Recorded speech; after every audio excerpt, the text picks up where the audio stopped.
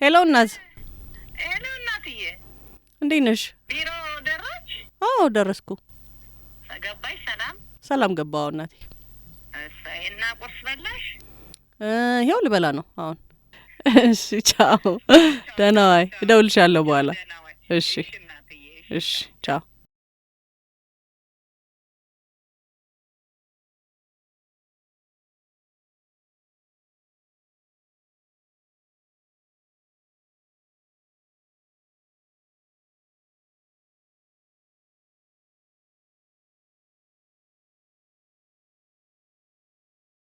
ነፍስ ካወቅኩ ወዲህ የሆነውም የማውቀውም ይሄንን ነው። እድሜ በጨመረ ቁጥር እያደር በሚያይል ምክር የተገራ በጸሎት የተጠበቀ የዳነ በበዛ ሀሳብ የተደገፈ በጭንቀቷ የተከለለ ነው ህይወቴ በሷ በአለሜ።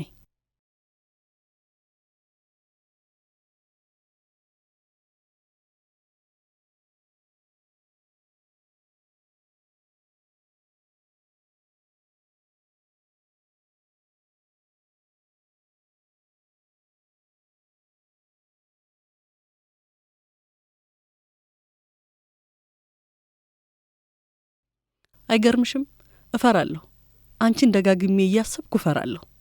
የከፈልሽውን ዋጋ መተመን ስለሚቸግረኝ፣ ያሳለፍሽውን ጊዜ እንደዋዛ ስለማላያቸው፣ ከትላንት ጋር የሰነድናቸውን ታሪክ ስለማውቅ፣ እንደ እናት ለልጆችሽ፣ እንደ ሚስት በቤት ውስጥ፣ እንደ ጎረቤት ለወዳጆችሽ፣ እንደ ሰፈር ሴት ከማህበራዊ ህይወትሽ ሳትጎዲ የምትኖሪበት ጥበብ ስለሚደንቀኝ ነገ አንቺን መሆን እንዴት ይቻለኛል እያልኩ እፈራለሁ። ቀና ብዬ እያየሁሽ አድጌ ዛሬም ባንቺ ልክ እናት ሚስት መሆን ስለማልችል እፈራለሁ።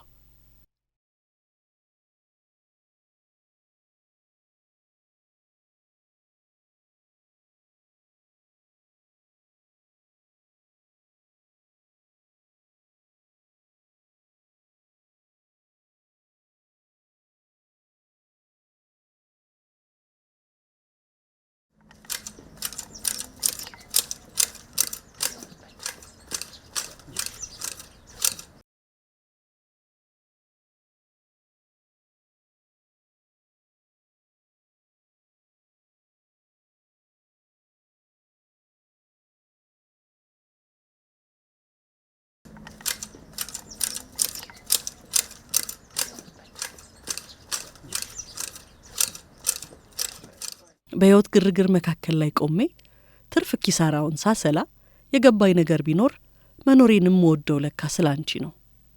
ውበት እኮ ከፈገግታሽ ግርጌ ነው መነሻው። ብርታትሽን ከቃላትሽ ከምክርሽ መካከል ነው የምንቀዳው።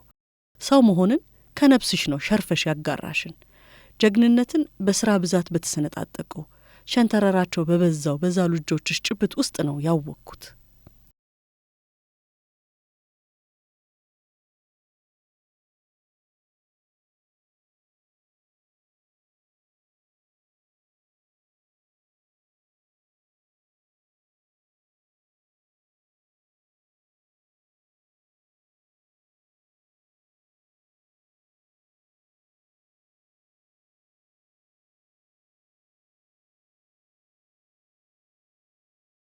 እንዴት ነው ግን?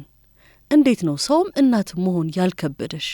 እንዴት ነው ያላዛለሽ ያላደከመሽ?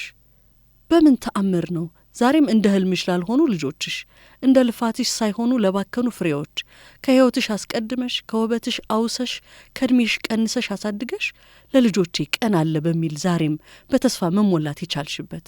ኑሮ የፈተነው ስስ ቆዳሽ ላይ ታሪክሽ እየተነበበ የጎደለ የተሰበረ ያዘነ ልብ አዝለሽ ፈገግ ማለት የቻልሽበት?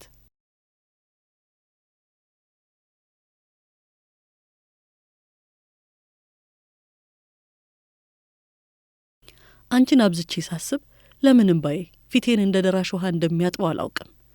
እናት ሆኜ ማየት ምኞትሽ ነው አውቃለሁ፣ ግን የፍርሃቴ ዳገት አሻግሬ እንዳላይ ከልሎኛል። ህይወት ካንቺ ርቄ ይሆንልኛል? ከጓዳሽ ሳልኖር ርቄ ኑሮ ይሰምርልኛል? ብቻዬን ይቻለኛል? አይመስለኝም።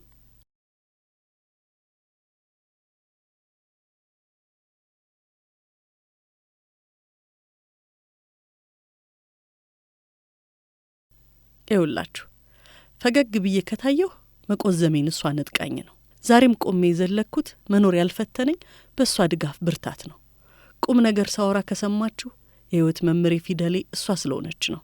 ገመናዬ አደባባይ ያልዋለው በእሷ ሞገስ ከለላ ነው። የዘመን ክፉ ያለፈኝ በጸሎቷ በልመናዋ ነው። ያልተሰበርኩት ከጨለማው ያልቀረሁት ብርሃኔን እሷን ይዤ ነው። በጤና የቆየሁት ህመሜን የምትታመም ስላለችኝ በአንድ በእጇ መዳበስ ሕይወት ስለምዘራ ነው። ቁንጅና ውበቴን ካስተዋላችሁ የወረስኩት የልጅነት መልኳን የሷን ነው።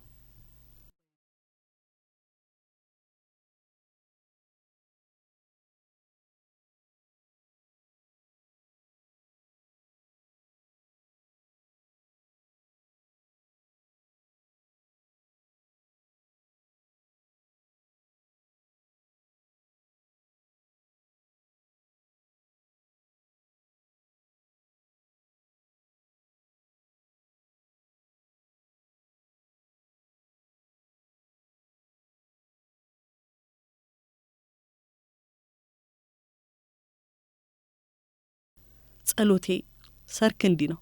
በደወልሽ ቁጥር ምክርሽን ድምጽሽን መስማት ነው። ቤት ስገባ መልክሽን ማየት ነው። በእጆችሽ ተዳብሼ ዓለምን መርሳት ነው። በጸሎትሽ ክፉን ማለፍ ነው። ስላለሽኝ ሰው ሆኛለሁ ዓለሜ።